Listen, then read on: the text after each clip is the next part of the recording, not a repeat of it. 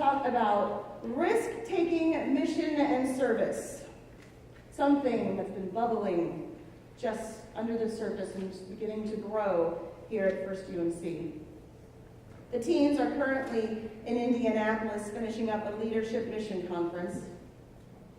Sharissa is starting a nonprofit to help people gain access to clean water. The young adult group went and did bar ministry the last time that they met together. People have thrown out ideas such as having a spiritual cab where we provide free rides for people to take them places that they need to go and have someone in the back to talk to them about their life and faith while they're on their way to their destination. There are so many out-of-the-box ways that we can help our community. You don't need to leave Bedford for adventure because we're creating it right here. Think about the adventures of your youth. Some of your best memories probably come from taking risks. Getting married is a risk, but it's one worth taking. My husband, in my opinion, is much more of a risk taker than I am. We both love to scuba dive, which is a risky sport, but he did it with sharks, not me. He dove in a cave with no direct way to get out over his head. Yeah, not for me either. My idea of risk-taking is to take a homeless person to lunch. But as we get older, we also lose that sense of adventure in life. Maybe we worry too much about what could go wrong. Maybe we'll break a bone when we try to learn to ski. I'm kind of worried about that, but I'm going to go try anyway. Our insurance premiums could go up. These worries result in us avoiding activities that could have created some really awesome memories. But in our infinite wisdom that we have gained from experience, we avoid risk. The same thing happens in churches. We start out as a new church with excitement and adventure and starting something new. And eventually it becomes routine, we become stagnant with fear of changing creeping in. Instead of vibrant, fruitful, growing, words like safe, predictable, comfortable, certain, and convenient start to describe the church. Unfortunately, these words most often describe churches that are slowly meandering towards stagnation and eventually oblivion. Almost all churches practice some kind of mission and service, which are the projects, efforts, and work people do to make a positive difference in the lives of others for the purpose of Christ, whether or not they'll ever become part of the community of faith. Risk-taking refers to extraordinary opportunities for life-changing engagement with other people, with steps in greater uncertainty, a higher possibility of discomfort, resistance, or sacrifice. Risk-taking mission and service takes people into ministries that push them out of their comfort zone, stretching them beyond their circle of relationships and practices that routinely define their faith community. Taking international children, especially Asians, believe it or not, was really out of our comfort zone. I was super duper nervous. The first time my Asian daughter, who's a Vietnamese, got off the plane, I didn't know whether I should bow. I had no clue. But you know, she was the orneriest little thing. I just adore her. And obviously I got over my fear really quick. And my life was much, much more risk, much more wonderful because I took the risk of taking in one Asian. And it led to me having 3 fantastic Chinese children. Vibrant, fruitful, growing congregations practice risk-taking mission and service because they love God and they love others. They want to follow the teaching and example of Christ, to bring his compassion and mercy and love to those who are not the most lovable, to care for the vulnerable, and to offer grace to those who are least deserving. They see their resources as something for God to use to change lives, to transform the world.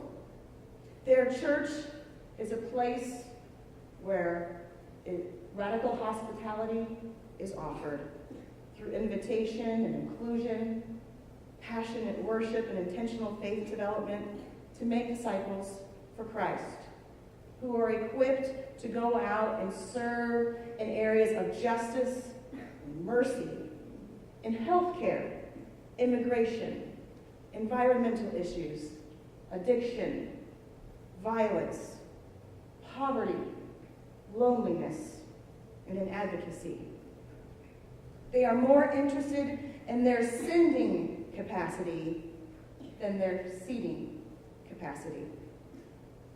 Vibrant, fruitful, and growing congregations don't lament and moan about how somebody ought to do something. In the words of Jim Wallace, they believe we are the ones we have been waiting for. With the help of the Spirit, they serve with great sensitivity and respect for others as ministry is done with people, not to them. What would this church look like if we all took risks in mission and service?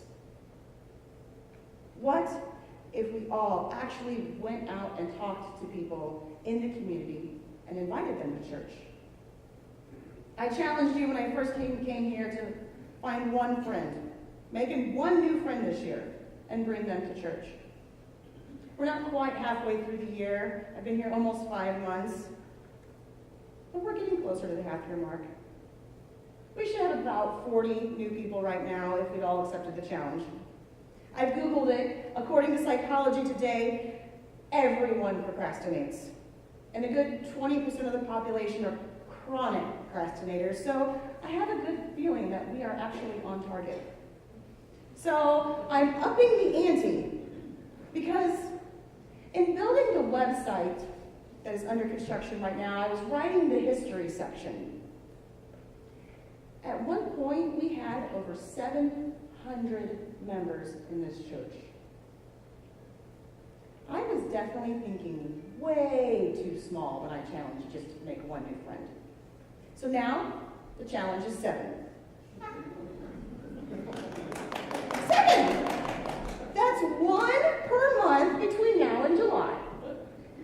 So I expect to fill out 100 new membership forms every single month between now and July. I have 3 that are ready to go, and we will be celebrating those very soon. But I do expect that number to really go up. Jesus said, "The harvest is plentiful, but the laborers are few." Maybe we have a bigger issue than procrastination. Why don't we have laborers? Why aren't we out there singing the praises of our God? Why aren't we inviting people? For many of us, maybe it makes us uncomfortable. Can't imagine being nailed to a cross was comfortable. My favorite reason people say that they don't do things in the church, okay, it's actually my least favorite reason. And I quote, "No one asked me." When people say that, I sometimes think I can hear Satan during this lo-fi. I'm sure Satan's very, very happy when people aren't doing the work of God, no matter what the excuse is. Because it actually is a lie that no one ever asked you. If you're a member of the United Methodist Church, you were asked when you joined, and you stated that you would give of your time, your talent, and your treasure. Paul describes the church as designed to function in a radically different form than regular society. And volunteering is not part of the equation. We are a body. So the idea of a volunteer kidney or a volunteer tibia just doesn't really make any sense. In our society, though, volunteer means that I'm here of my own accord. I will work when it suits me, and I will leave of my own accord, and you should be very thankful that at least I did something. But if the weather's nice and a friend has their lake cottage open for me, I have no worries about skipping out. Workers in the church, paid or unpaid, should never be like that. Christians should approach serving in God's house the way they approach serving in their own home. You don't just skip mowing the lawn or not fixing something without serious thought. If you need to go away for the weekend, you're going to make sure you can mow the lawn on Monday. It's the same with the jobs in the church and the bills of the church, just as in your home. You don't let people walk into your home and just crank the heat up because you know that's your bill that you're going to have to pay. And you make sure your bills get paid before you go and take a vacation or buy something new and nice. And it's the same way in a church. But interesting enough, congregations are generally more willing to give money to a specific project than they are willing to pay the heat bill. The fund of the church that actually pays for the most mission work is the general fund. It pays for the day in and day out mission work of the church, not just a few projects. That general fund is like your paycheck. The other fund is like getting money back at tax season. A church works just like a home. Unpaid workers in a church are family members who have chores. Just like kids, we don't get paid for it. Whether we do get paid or not, every family member is expected to make sure the house runs smoothly. We work as a team. That's just part of being a part of the family. And it's a part of living as a child of God. We are doing a disservice to people when we portray an atmosphere that it's okay to serve the church when it's convenient for you. And I have to apologize, actually. I have asked for volunteers in the past, and I have tried to make it overly convenient. And I've actually helped to fuel the idea that we could be a volunteer kidney. I was wrong, and I apologize. It's not my first mistake. It won't be my last. And I do appreciate your grace. And I promise to do my very best not to continue to promote that kind of atmosphere in this church. But I also don't want volunteering to feel like a chore. I've always enjoyed it. I immensely enjoyed yesterday. And I want you all to enjoy it as well. Volunteering together is a great way to build bonds. Another reason that people don't take risks is because they are concerned that others will make fun of them or talk badly about them if something fails.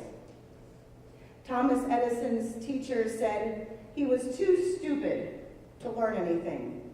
He was fired from 2 jobs for being non-productive. As an inventor, Edison made 1,000 unsuccessful attempts in inventing the light bulb. When a reporter asked, how did it feel to fail 1,000 times? Edison replied, I didn't fail 1,000 times. The light bulb was an invention with 1,000 steps. Fred Smith, the founder of Federal Express, received a C on his college paper detailing his idea for reliable overnight delivery service. His professor at Yale told him, well, Fred, the concept is interesting and it's well formed, but in order for you to earn a grade better than a C, your idea actually has to be feasible. Let people talk. The legacies of Thomas Edison and the founder of FedEx are much greater than that of those teachers. I hope that you fail, and you fail fantastically. I hope people talk. Because if they're talking, at least we know they're paying attention. And it may have planted a seed.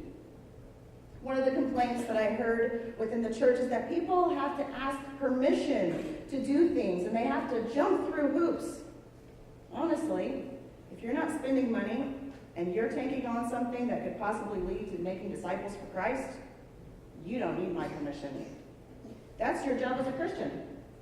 If you need the building, then obviously we'll need to put it on the calendar, but please, take your ideas, run with them. Succeed or fail, you will learn either way. And the people in this building, they will not speak bad about you. They will applaud your attempt either way. But we sure won't know if something works or if we can do it unless we try. The third reason people don't try is because they don't feel like they know what they're doing. AKA, also known as, they're worried that they're going to fail. If you feel like you don't know what your spiritual gifts are, we have a ministry development test that you can take. Actually, I hope everyone takes the test, because we can work with you and help you to plug into the right area for your gifts. If you've never thought about your faith story and you don't know how to share it with someone, I can teach a class on that. Just let me know the days and times that work for you, and I'll make it happen. If you don't feel like you know how to pray, or you feel uncomfortable praying out loud, I can work with you on that too. Honestly, everyone likes to think that the pastor prays these really flowery prayers. But outside the church services, my prayers are more like, "Dear Lord, be with so-and-so, you know their needs. Let them know I'm thankful for them. Help me to remember to say thank you to them. Amen." You could begin stopped with, "You know their needs. Amen."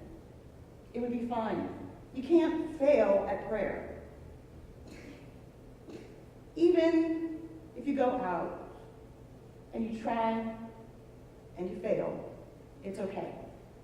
Because it will show you the areas you need to brush up on for the next time you go out and try. It will teach you where you need to focus your energies.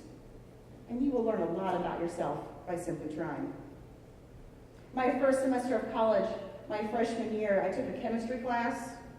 I would stay up all night studying, and I would work with study partners. My mother would quiz me. I would crank those answers out, and then I would go to that test.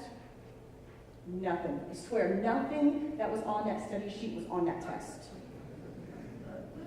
And when those grades came back, I had clearly failed. I did not pass chemistry. So I dropped down a level thinking, I just needed a refresher maybe. Nope. That wasn't it either. I just don't have a brain for chemistry. It's simply not my thing.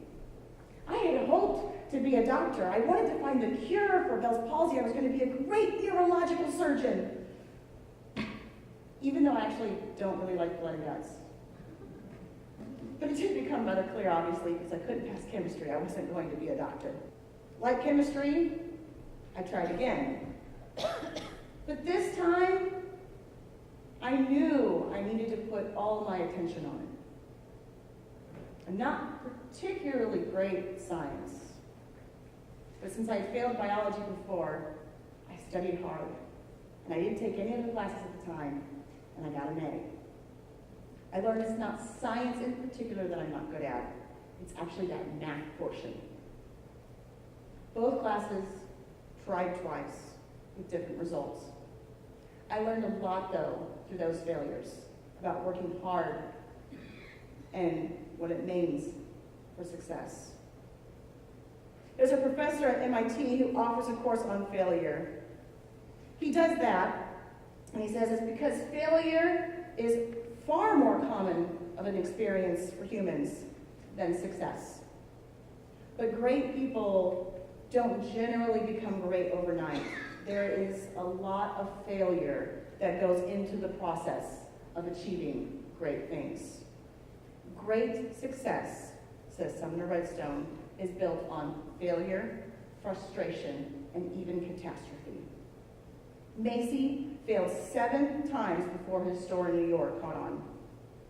Steve Jobs went to both Atari and Hewlett-Packard with the idea of the personal computer, and they said they didn't want him or his idea. Most people don't like to take risks unless they're calculated. They're afraid of failure, especially in the church. We think that if ministry is supported by God, it won't fail. And that's not necessarily true.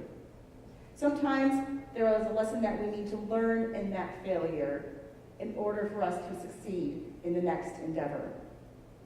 Robert Kennedy said, "Only those who dare to fail greatly can achieve greatly." Michael Jordan, since there's so many sports fans, said, "I've missed more than 9,000 shots in my career. I've lost almost 300 games. 26 times I have been trusted to take the game-winning shot and missed. I have failed over and over and over again in my life, and that is why I succeed." So go out and shoot for it. Take 200 shots at bringing someone to church. Take 200 shots at helping them to know God's love. Thomas Watson said, "The fastest way to succeed is to double your failure rate." I say we quadruple it. Let's fail as fast and as much as we can. For in that failure, we will find more success than we could ever imagine. Amen.